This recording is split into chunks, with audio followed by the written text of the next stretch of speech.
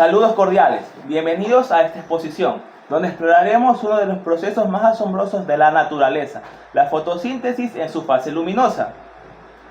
Pero antes debemos comprender qué es la fotosíntesis. La fotosíntesis es el proceso mediante el cual las plantas, las algas y algunas bacterias utilizan la energía lumínica del sol para convertir el dióxido de carbono y el agua en glucosa y oxígeno. Hoy nos centraremos en su primera fase, la fase luminosa, donde la energía del sol se convierte en forma de energía química, esenciales para la vida en la Tierra.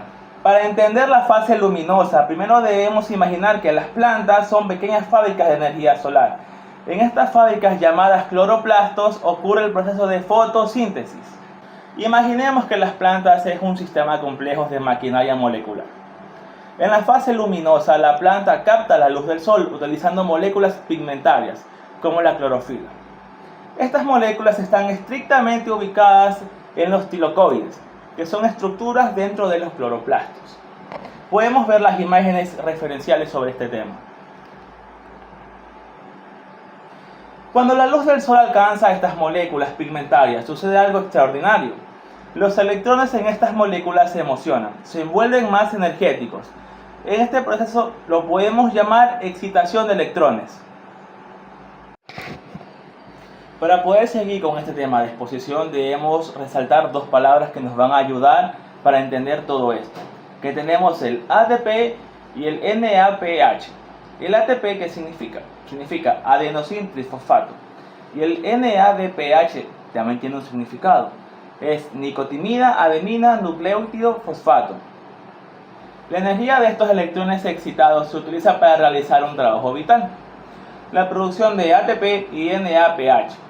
El ATP es como una moneda de energía de la célula, proporcionando energía para impulsar diversas reacciones químicas.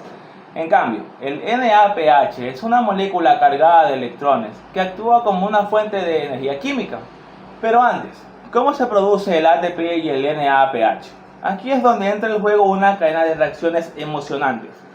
Los electrones excitados se mueven a lo largo de una serie de proteínas especializadas llamadas cadena de transporte de electrones. A medida que los electrones viajan por esta cadena, liberan energía que se utiliza para bombardear protones a través de la membrana del aticaloide, creando así un gradiente de concentración de protones. Los electrones excitados se mueven a lo largo de una serie de proteínas especializadas, llamadas cadenas de transporte de electrones. A medida que los electrones viajan por esta cadena, liberan energía que se utiliza para bombardear protones a través de la membrana del tilacoide, creando un gradiente de concentración de protones. En mis mismas palabras, podemos decir que esto significa que cuando los electrones de las moléculas pigmentarias de la clorofila se excitan por la luz solar, comienzan a moverse a lo largo de una serie de proteínas llamadas cadenas de transporte de electrones. Durante este movimiento, los electrones liberan energía que se utiliza para transportar protones a través de la membrana tilacoide, creando una diferencia entre la concentración de protones entre el espacio dentro y fuera del ticaloide. Este gradiente de protones es una forma de energía almacenada que se utiliza para impulsar la producción del ATP. Es una etapa posterior. Los electrones excitados también se utilizan para reducir el NADPH catión a NADPH. Un efecto secundario maravilloso de este proceso es la liberación de oxígeno molecular. Si el oxígeno que respiramos es un subproducto de la fotosíntesis, gracias a las plantas y su increíble capacidad para convertir la luz del sol en energía.